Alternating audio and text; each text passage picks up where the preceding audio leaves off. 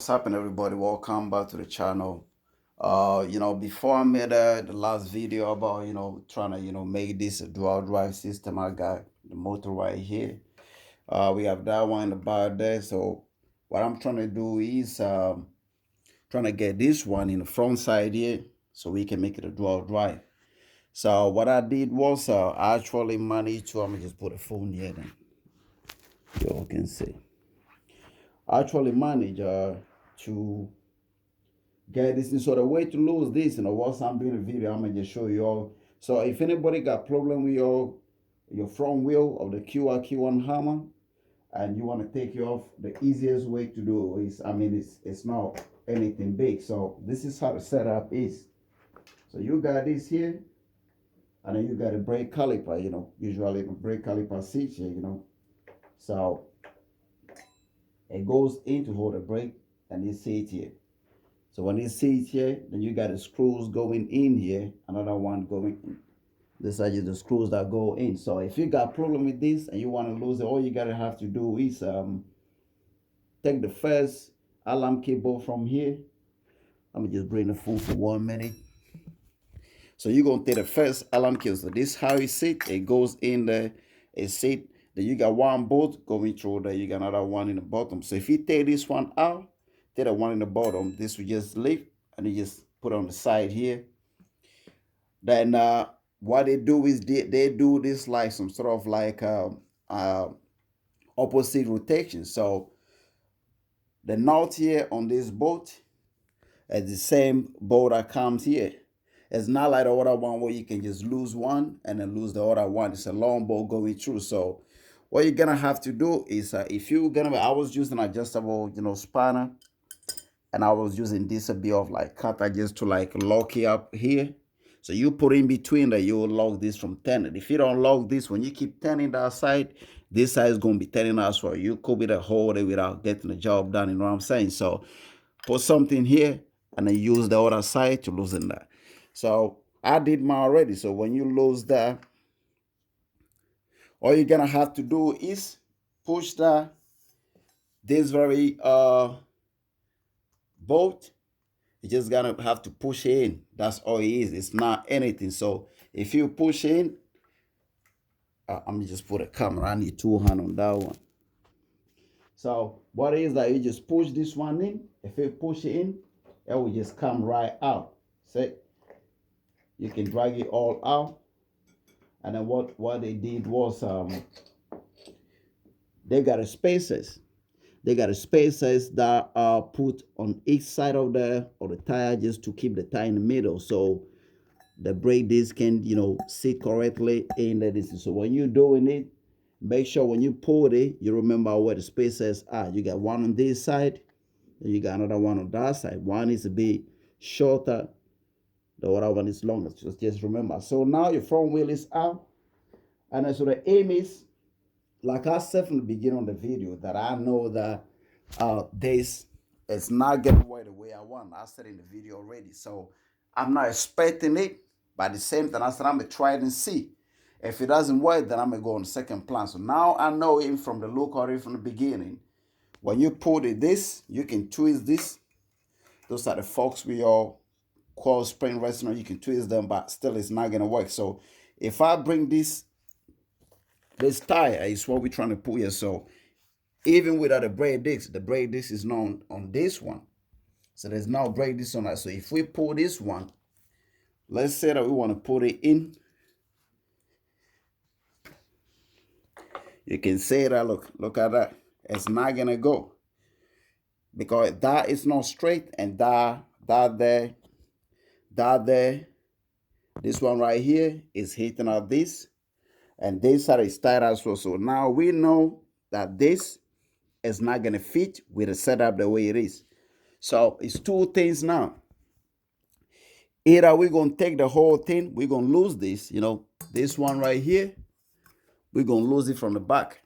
If we lose that from the back, we might get a mudguard down. Then under the mudguard, then go be some kind of alarm key lock that lock this fork onto that. If we open the alarm key, we might be able to leave the whole fork out and drop this one. Then when we drop this one, what we're going to do is we're going to loosen up this to free the coils. When you're doing it, be careful because the springs are compressed, so they might jump out. So when you do it, don't loosen the whole thing, loosen it up and then put a bit of pressure. Or if you have someone down there, let the person just push this one down for you to lose this and release it slightly so that way the spring don't, fly and hit your face or hit people. So when we do that, that means that this one here is going to be just all by itself with the spring, just, whatever is loosening on top or whatever, you put it somewhere. And the same thing. So what you want to have to do not to lose the part is that once you take this off, this knot is out with the washer. Just put a knot in the washer back on the actual coil. You're gonna see the actual, how do I even call it? Something like a bar in the middle coming out. Put it and screw it down again, and leave this. So then you're gonna be left with it. The moment you lose the one under to have this, we cannot take this to the metal shop. We take this to the metal shop and ask the metal guy to give us a cut of the same thing. It's going to be the same shape, but what is going to happen is it's going to be a bit longer. So where it is now, we might want to have it here. And on this one, we might want to have it here. So all they're going to have to do is, cut the same nice shape like this, longer. And then, so they cut a plate. They put this plate on that plate. The plate is going to be very thick and strong. Hard metal just like this one because that's what is going to be taking the forces from your compression of the springs and all that. So we have to make sure the metal shop know what they're doing. Otherwise, we don't want to be riding this and have the plate crack in the middle or snap in two and people falling down. We don't want that. So what we're going to have to do is that we tell the guy to pull this plate on a normal plate. Trace the trim just like, the line the way they trace it back. Not up to here. You trace it up to here, they leave it, trace it up to here.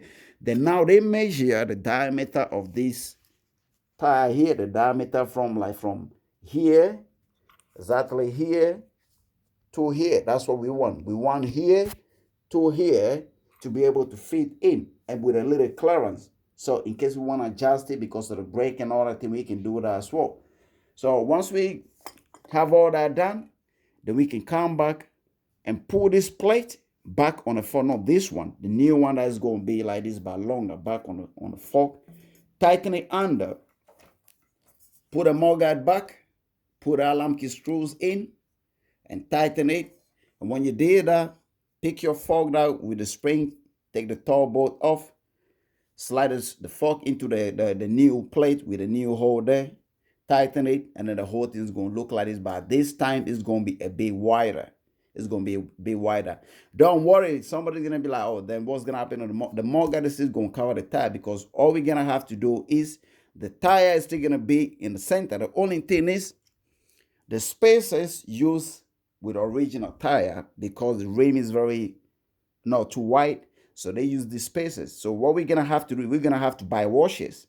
We're going to have to buy washers like, the one like some of these washers that here. Even we can even use some of these washers. These washers are there.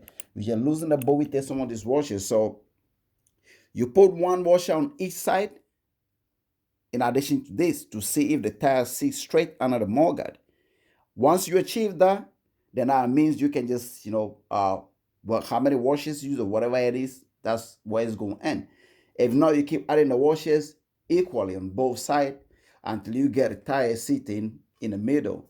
So that's how the whole thing is going to be. It's unfortunate our fall light is going to be straightforward, but I knew anyway, when I started this project, I knew that it might work or it might not work.